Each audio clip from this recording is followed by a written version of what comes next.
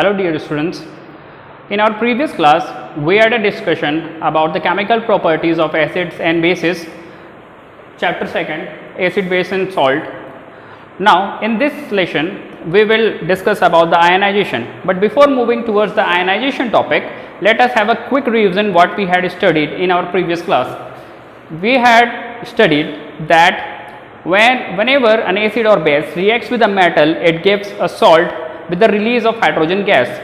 Okay, I hope it is very clear कि whenever an acid or base will react with any kind of metal, okay, so it will give a salt with the release of hydrogen gas.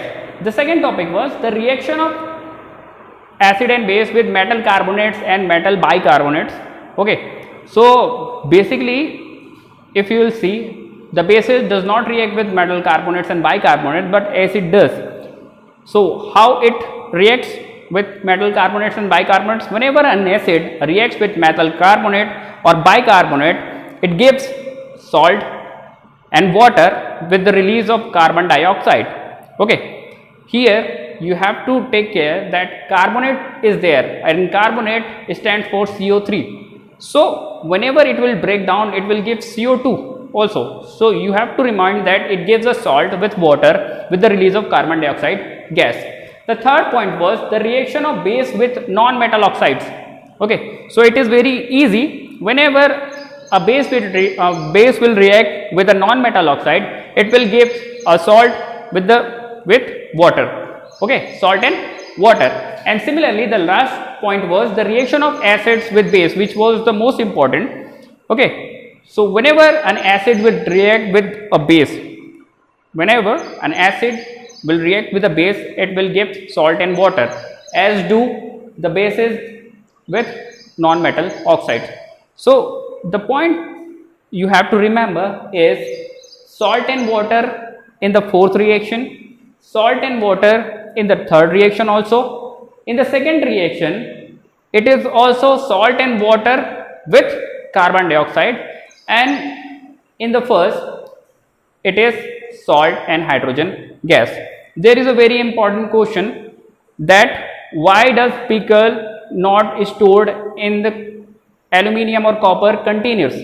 Okay, so what happens whenever you put pickle? So pickle is acidic in nature and it reacts with metals and releases hydrogen gas, as we have studied. Okay, and hydrogen is a gas which is the reason of the spoilage of foods.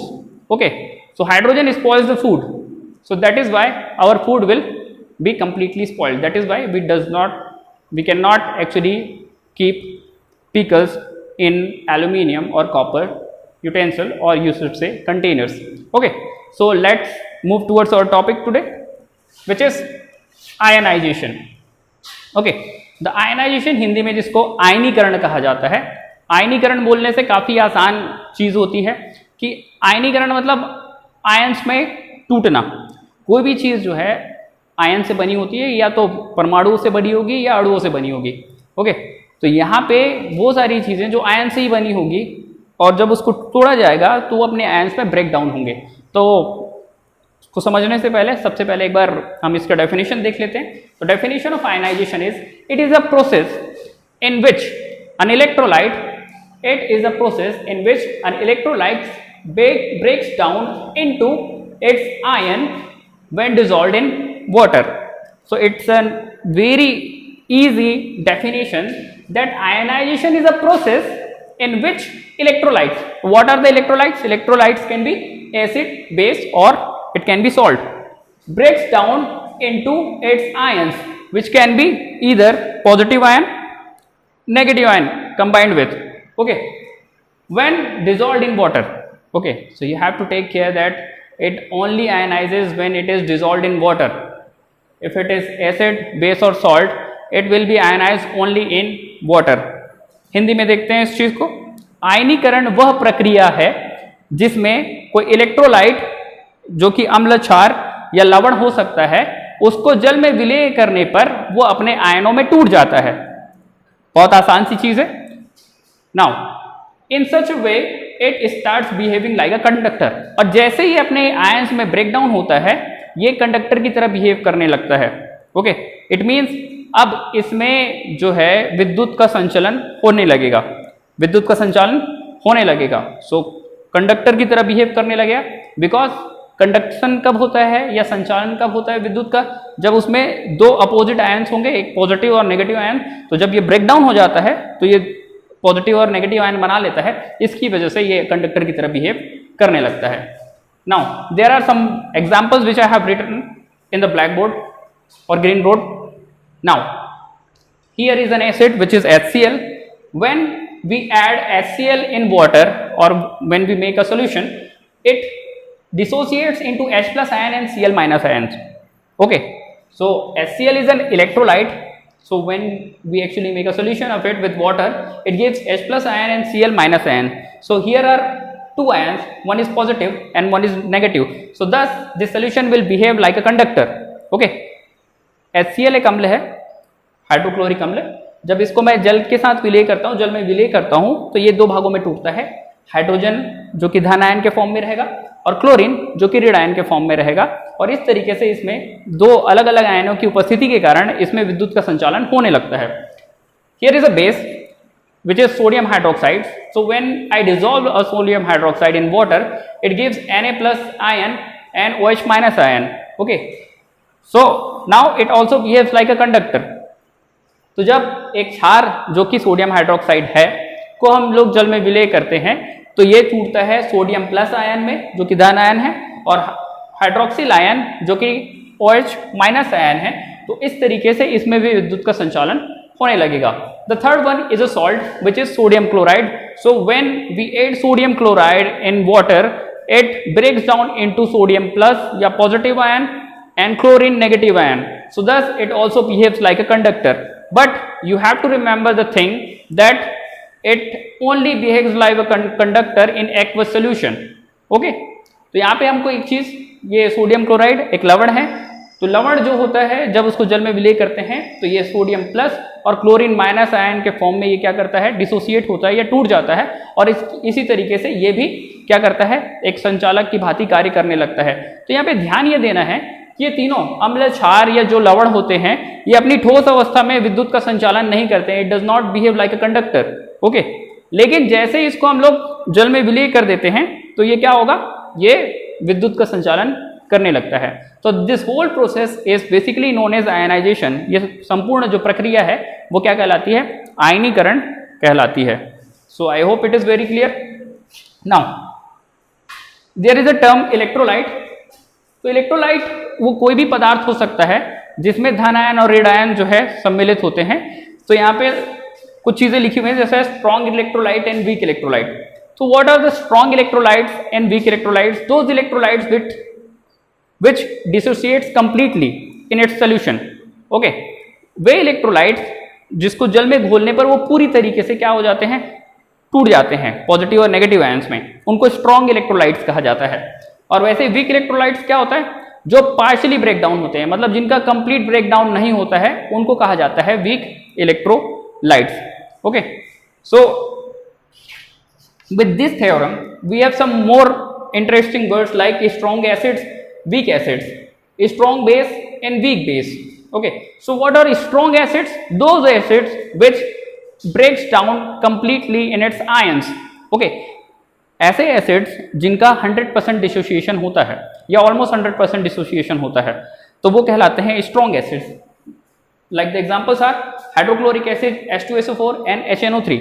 तो जब आप इसको क्या करेंगे, water में soluble करेंगे, जब इनको वाटर सॉल्यूट करेंगे, जब इनको डिसॉल्व किया जाएगा वाटर में, ये क्या करेंगे, पूरी तरीके से H plus Cl minus, H plus HSO3 minus, H plus NO3 minus, इस तरीके से ये पूरी तरीके से ब्रेक डाउन हो जाएंगे। इनका लगभग 100% जो है वो क्या हो जाता है, डिसोसिएशन हो जाता है। And what are the weak acids? Those acids which does not dissociates completely। ऐसे एसिड्स जिनका डिसोसिएशन पूरी तरीके से नहीं होता है, इनका पार्शियल डिसोसिएशन होता है। जैसे कि हमारे पास है एग्जांपल एसिटिक एसिड। जब आप एसिटिक एसिड को वाटर में सोल्यूबल करेंगे, ऐसा हो सकता है 100 में से ये 70% डिसोसिएट हो, 60% डिसोसिएट हो, but not 100% dissociation occurs. Okay, so that is why उनका कंप्लीट आयनाइजेशन, जितने ज़्यादा आयन होंगे उतना ज़्यादा कंडक्शन होगा। इस चीज़ को समझिए भाई। चलिए मैं 100 ग्राम HCl लेता हूँ और 100 ग्राम एसिटिक एसिड लेता हूँ, तो 100 ग्राम में HCl जो है वो पूरी तरीके से H+ आयन और Cl- आयन में डिसोसिएट हो जाएगा। मतलब जितने भी हाइड्रोजन प्लस आयन होंगे वो H+ आयन बना लेंगे, और जितने भी क्लोरीन उसमें इंक्लूडेड होंगे वो Cl- आयन बना लेंगे। लेकिन this is not the case with acetic acid. Acetic acid के साथ ऐसा नहीं होगा, उनके जितने भी आयन है वो पूरी तरीके से आयनाइज नहीं हो पाएंगे, इसलिए वीक इलेक्ट्रोलाइट या वीक एसिड की भांति काम करता है। Okay, now strong base and weak bases, so it is same as the strong acids and weak acids. Like what are the strong bases? Sodium hydroxide, calcium hydroxide. So here you can yourself can see कि whenever I will make a solution of sodium hydroxide, it will dissociate completely in Na+ ion, NOH- ion. ये पूरी तरीके से break down होगा sodium और hydroxyl ion में। Calcium भी Ca2+ ion और OH- आयन में ब्रेक डाउन होगा। बट वीक एसिड्स क्या है यहाँ पे? अमोनियम हाइड्रोक्साइड, अमोनिया, ये ऐसी चीजें हैं जब आप इसका वाटर में सोल्यूशन बनाएंगे तो इनका पूरी तरीके से डिसोसिएशन नहीं होगा, मींस पार्शियल डिसोसिएशन होगा। इसकी वजह से ये उतने स्ट्रॉन्ग कंडक्टर या स्ट्रॉन्ग बेसिस नहीं कहलाते। Okay, so I hope it is very clear. Moving towards two question, there are two question. Are all hydrogen containing compounds are acidic in nature? Okay, so you have the answer of this question कि क्या सभी compound जिसमें hydrogen present होता है वो acids कहलाएंगे? So answer is no. सारे के सारे कंपाउंड्स जिनमें हाइड्रोजन प्रेजेंट हो वो एसिडिक हो वो जरूरी नहीं है। एसिडिक कब होंगे कोई compound? Only when it will give H+ ion. जब वो H+ आयन देगा तभी वो एसिडिक नेचर का होगा, otherwise you can't say that any compound is acidic having hydrogen. Okay, now an example is, there will be an example which is glucose. So glucose is a very good example. It contains hydrogen. Its formula is C6H12O6. Very good, you all know this. C6H12O6 glucose का जो है वो सूत्र होता है। अब glucose में hydrogen present है लेकिन H+ आयन नहीं देता है ये। ओके, इसका मतलब ग्लूकोज एक एसिड नहीं है। क्लियर है? देयर इज अनदर क्वेश्चन कि do acid produce ions only in aqueous solution? कि क्या एसिड सिर्फ एक्वस सोल्यूशन में ही या जल में विलय करने पे ही क्या करते हैं? आयंस देते हैं। सो answer is yes.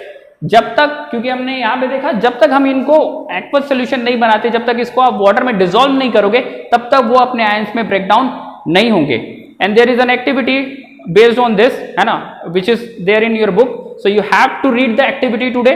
Okay, and if you will understand that activity, you just have to comment, or if not, you also have to comment कि सर कि ये जो एक्टिविटी है मेरे को समझ में आई या नहीं आई। आई होप कि जो आज हमने पढ़ा है वो आपको काफी क्लियर होगा। अगला जो हमारा टॉपिक होगा वो पीएच के ऊपर होगा कि what is pH and what is pH scale, है ना, एंड हाउ इट वर्क्स। तो आप पीएच को अच्छे से पढ़ लेंगे हमारे नेक्स्ट वीडियो के आने से पहले। ओके, और इससे आपकी जो स्टडी है वो काफी आसान हो जाएगी। We will work on RSR method which is very useful for the students.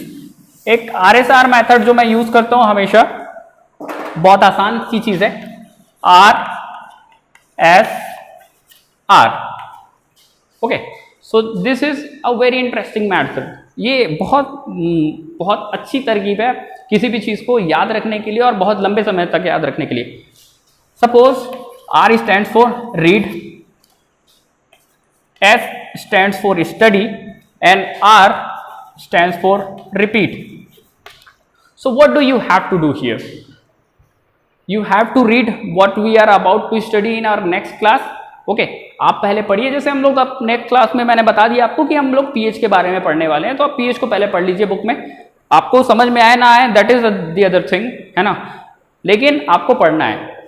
उसके बाद स्टडी, जो ऑफलाइन क्लास होती है तो हमारे लिए, हम ऑफलाइन को स्टडी बोलते हैं। अभी हमारे पास ऑनलाइन चल रही है, तो जब आप वो वीडियो देख रहे होंगे वो आपके लिए स्टडी टाइम होगा। ओके, तो you have to read, then we will study it together and then you have to repeat it. फिर आपको जो हमने पढ़ा है ऑनलाइन या ऑफलाइन, हम उसको क्या करेंगे, रिपीट करेंगे। इन सच वे आप एक ही चीज को 3 बार पढ़ते हैं और इससे वो चीज आपको बहुत अच्छे तरीके से याद हो जाएगी और काफी लंबे समय तक याद रहेगी। ओके, तो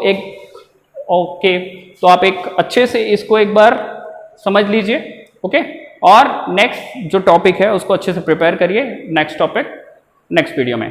थैंक यू सो मच।